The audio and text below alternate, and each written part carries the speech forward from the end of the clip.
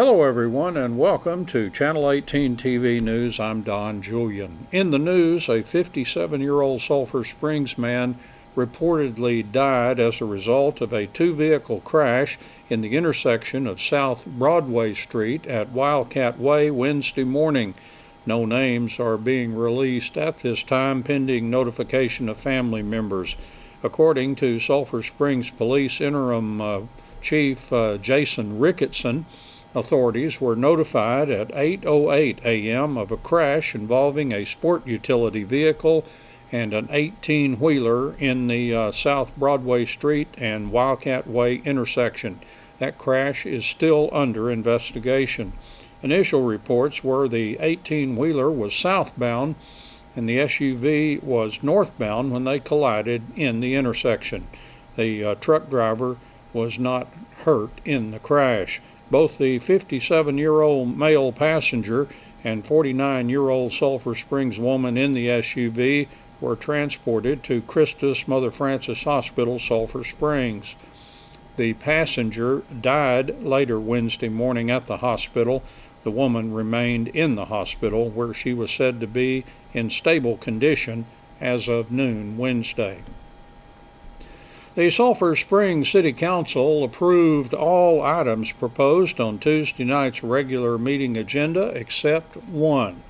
Council considered but opted not to take action Tuesday night regarding a tax abatement in which they were told terms had not been fully met. The City and County Economic Development Corporation notified the city by letter that during a review of tax abatement certifications, Ocean Spray Cranberries was found not to be in compliance with terms of the agreement with fewer than the required jobs on the payroll for 2018. The abatement for 2018 to 2022 was contingent on the company maintaining its labor force of 143 employees. City Manager Mark Maxwell said the company had a labor reduction of 13 employees. City Finance Director Lisa Smith reported the company also had an earlier abatement for 2016 to 2020. She said both abatements have the same requirements of 143 jobs and a payroll of $8.1 million each year. Ocean Spray responded by letter to the city asking them to reduce a percentage of the abatement. City Attorney Jim McElroy suggested tabling the item until EDC staff who work directly with industries could be consulted for a recommendation regarding the abatement. In other business, Tuesday night, Inceptive was approved to design and produce construction drawings for the H.W. Gray's building in Pacific Park. In sports, Lady Cats track star Sadavia Porter will run the 100-meter dash at the state track meet at 7:05 Friday evening at UT Austin. Going with her to the state meet will be Lady Cats track coach Derek Tyson and Sadavia's chosen buddy, Lady Cat Breasia Ivory. Coach Tyson talked about Sadavia's preparation for the state meet. Actually, we've had some really good workouts. Not going to lie, being really a football coach that gets to coach track, and I love it. I've reached out and made some contacts on exactly kind of what's the best thing to do at this phase for her. Real fortunate at this time that as good as she was during the season, as many things as we asked her to do as far as running the relay and running the 200, going in one event and it just being the 100, we've taken off quite a bit of volume and worked some different things, and she's been real good to it. It's been good for her, and she's loved it because it has been less running, but it's been very purposeful running during her workout. So really proud of what she did. Last week we stayed off the track, take some of that pounding off of her. And this week we've had two good workouts, working some acceleration kind of stuff and really working some stuff with her block starts. So I'm excited about her potential. We talked about if she can go down there and PR and do what I think she can do on a fast track, because it notoriously is a fast track. You see a lot of people PR, that she can be in medal contention. And that would be exciting for her and her family, and for the school, to have a sprinter down there with her abilities and be able to run against the best in the state. So it's been good, and she's excited, and you can see it growing every day as we get closer and closer to leave time. Man, I am too. I can't wait to get there. And just to also let you know, it's being run a little bit different than it ever has, as far as a state meet, where it's always been broken into 3 sessions. This year it'll be 2. So there'll be a Friday night session that starts at 5:30 and a Saturday, where they've broken it into 2 conferences per session. Now it's 3. So when she runs Friday night, it'll be 1A, 3A, and 5A. So they'll kick off the sprint relay, or the 4x1, at 5:30, and then according to the schedule, the 4x4 will be shot off at 10:25. So you're looking at during the course of the meet, you're looking at one that's going to go over 5.5 hours. So wow. It'll be interesting. I've told her, I said, that'll be new to me. We have a plan to keep her ready to run. She runs at 7:05 Friday night. Okay. Usually that state meets run real efficient, so I feel pretty secure, unless the weather gives us problems, that she'll run at that time. And we have a plan for everything once we arrive, and I think it's a good plan, just like I think the workouts have been great this week. And you can see her as her excitement builds. She does look a little bit faster every day, so I'm excited. So. I was going to ask if she had an upside at this deep into the season, although I realize it's been kind of a weird season. Where it has. It was really sketchy at first, not much work got in.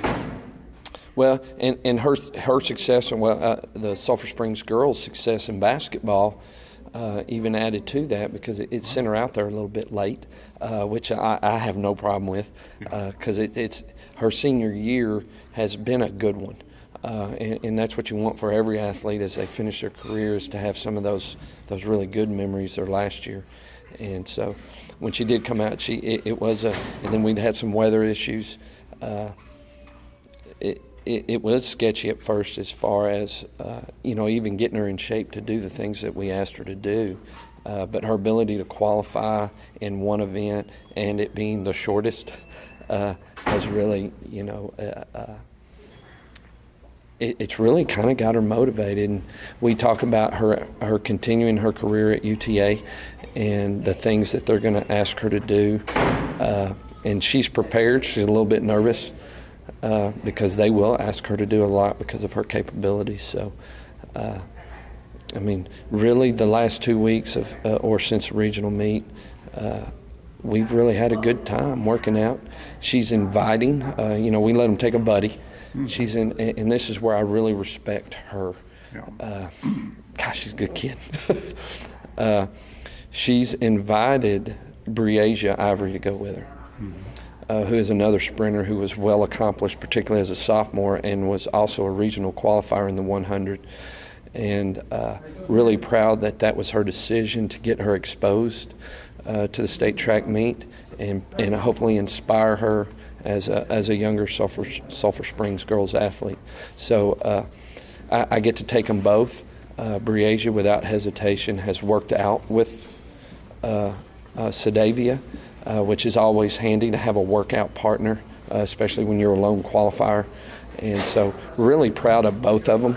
And we'll really, this is another thing about Sadavia, that is she's a very selfless person. So, and after taking several girls over the past several years, I leave it up to them. This is your trip. You earned it. And so I'm asking her questions daily about, hey, you're going to pick where we eat. You're going to pick this. I said, the only thing I'm really in control of is there's a specific time I want you at that track in preparation to run. But this is your weekend. It's just fun to sit and talk to her about it, because making those kind of decisions aren't things that she's normally done. And because of her selfless attitude, she's not real good at saying, okay, it's mine, because she'll go with the flow. But so we've had fun talking about, okay, here's some of the things that we're going to do. In fact, on our way there, we're going to stop at Magnolia in Waco and just have that experience.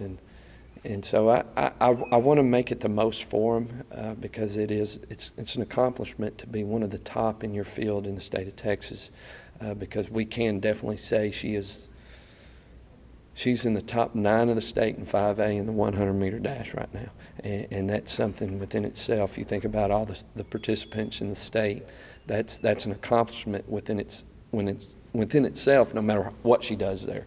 So exciting times, and really, I feel like a kid again. I can't wait till we leave in the morning and the stuff that we'll do. And I know we're going to have a good time, but I know, too, when it comes down to it, and it's 7:05, she's going to be ready to go. Thank you. Former Wildcat football quarterback and receiver Ryan Humphreys just finished up his first year at Sam Houston State University in Huntsville. Humphreys just completed exams and will be in Sulphur Springs now for several weeks. He attended the Wildcat Spring Football Workout on Tuesday. Summer football at Sam Houston State will be gearing up on May the 28th. This fall, Humphreys will be a redshirt freshman for the Bearcats. New NCAA rules last season allowed redshirts to play a few games without costing them a year of eligibility. Humphreys played in the Bearcats' last game of the season, and he made quite an impression. As a wide receiver, Humphreys threw a 47-yard touchdown pass on a trick play, the double pass. Despite his passing accuracy, Humphreys said his future with the Bearcats appears to be as a slot receiver. This spring, the versatile Humphreys played slot receiver, all of the special teams, returned kicks and punts, and did some holding for place kicks. He has some big shoes to fill at slot receiver. Bearcat senior slot receiver Davion Davis just signed with the NFL's Minnesota Vikings recently after a productive college career. And Humphreys has bulked up for the college game. He's been active in the weight room, and he's gained 17 pounds since his high school days. He said when he looks at pictures of himself in high school, he wonders how he was successful at that size. That's Channel 18 TV News. I'm Don Julian. Thank you for joining me, and so long, everybody.